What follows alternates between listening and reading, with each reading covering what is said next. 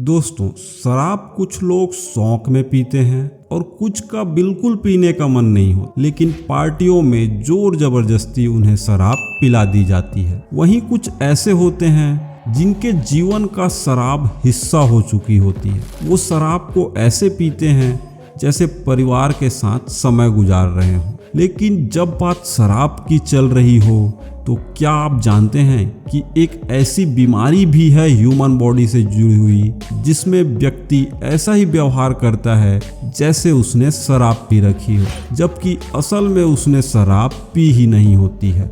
ये एक अलग तरह का सिंड्रोम है। आज इसी के बारे में जानने की कोशिश करते हैं। इस सिंड्रोम का नाम है ऑटो-वेबरी सिंड्रोम। क्यों होता है ऑटो-वेबरी सिंड्रोम? हमारे पेट में अरबों खरबों माइक्रोवेव्स की दुनिया है। इसमें बैक्टीरिया, फंगस जैसी ढेरों माइक्रो ऑर्गेनिज्म रहते हैं। इनके साथ कुछ यीस्ट भी रहते हैं। ये सब मिलकर खाने को पचाने में मदद करते हैं। इनमें से कुछ यीस्ट ऐसे होते हैं जो कार्बोहाइड्रेट को इथेनॉल यानी कि शराब में बदलने का काम करते हैं। अगर पेट में इन यीस्ट की संख्या बढ़ जाए तो शरीर में जाने वाला कार्ब एनर्जी सोर्स बनने की बजाय शराब बनने लगता है, क्योंकि इन यीस्ट का काम ही यही है, जिसके वजह से ये सिंड्रोम होता है। ऑटो-वेबरी सिंड्रोम को एक दुर्लभ बीमारी के तौर पर देखा जाता है। इसे गट फर्मेंटेशन सिंड्रोम कहा जाता है। यह एक तरह से आंतों में होने वाला संक्रमण है। यह एक गंभीर तरह की बीमारी है।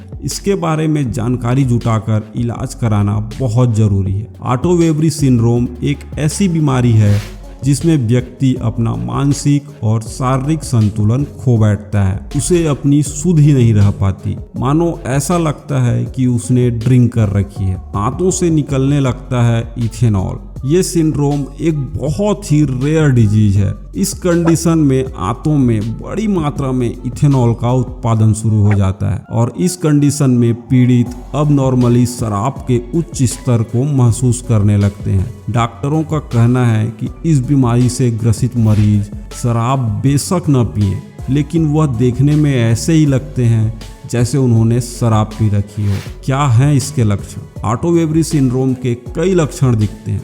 इस कंडीशन में व्यक्ति हर समय शराब का नशा महसूस करता है। चक्कर आना, सिर दर्द, भ्रम की स्थिति होना, रेड स्किन, फूली हुई त्वचा, मतली और उल्टी, सूखा हुआ मुंह, थकान, मेमोरी संबंधी समस्याएं देखने को मिलती हैं। व्यक्ति की मनोदशा में भी बदलाव देखने को मिलता है। किन्हें होती है ये बीमारी? एक रिपोर्ट में बताया गया है कि ऑटो-वेबरी सिंड्रोम उन लोगों को हो सकता है जिन्हें आंतों में समस्या होना, gastroparesis, diabetes, non alcoholic fatty liver disease या गैर मादक स्टीटोहेपेटाइटिस जैसे जिगर की समस्या है। कुछ लोगों में शिकायत इसलिए भी देखने को मिलती है कि उनकी आंतों में इथेनॉल का उत्पादन बहुत अधिक होने लगता है। इसके अलावा अच्छा पोषण न मिलना, एंटीबायोटिक्स, डायबिटीज, इम्यून सिस्टम कमजोर होना, ये सब भी इथेनॉल डिस्चार्ज करने का कारण बन सकते हैं।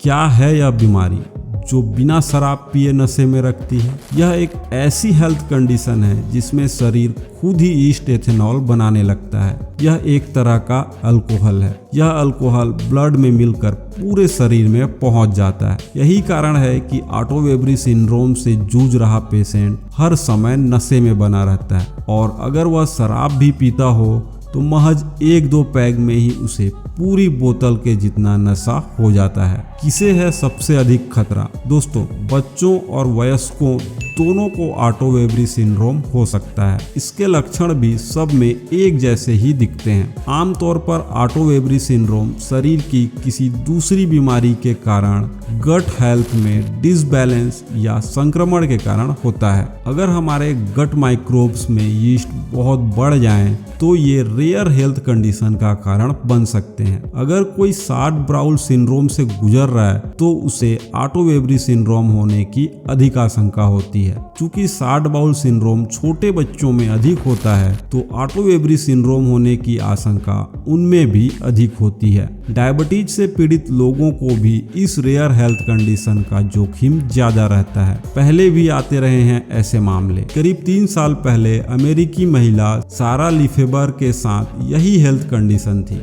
वह शराब नहीं पीती थी लेकिन हर वक्त नशे में रहती थी। डॉक्टर्स उन्हें किसी भी तरह की बीमारी होने से इनकार कर देते, उल्टे कहते कि आप शराब पीती हैं। उनके साथ यह कंडीशन 20 साल की उम्र से ही शुरू हो गई थी। इसके 18 साल बाद यानी 38 साल की उम्र में पता चला कि वह ऑटो-वेबरी सिंड्रोम से जूझ रही हैं। उनकी हालत तब तक इतनी बिगड़ चुकी थी कि लीवर ट्रांसप्लांट की नौबत आ गई। अब जानते हैं इसका इलाज कैसे होता है। ऑटो-वेबरी सिंड्रोम का इलाज आमतौर पर एंटी फंगल दवाओं से किया जाता है। डॉक्टर भोजन में कार्बोहाइड्रेट कम करने की सलाह भी दे सकता है। अगर यह स्थिति किसी क्रोनिक डिजीज के कारण पैदा हुई है तो दोनों हेल्थ कंडीशन का इलाज एक साथ किया जाता है। यूं तो ऑटो-वेबरी सिंड्रोम बहुत ही रेयर है, लेकिन इस बीमारी से हमारी जिंदगी बुरी तरह प्रभावित हो सकती है। कभी ऐसी हेल्थ कंडीशन न बने, इसके लिए डेली डाइट में बदलाव की जरूरत है। कम से कम कार्बोहाइड्रेट वाला भोजन करना चाहिए। इससे पेट में फंगस संतुलन बना रहता है। इस बीमारी में कैसी स्थिति होती होगी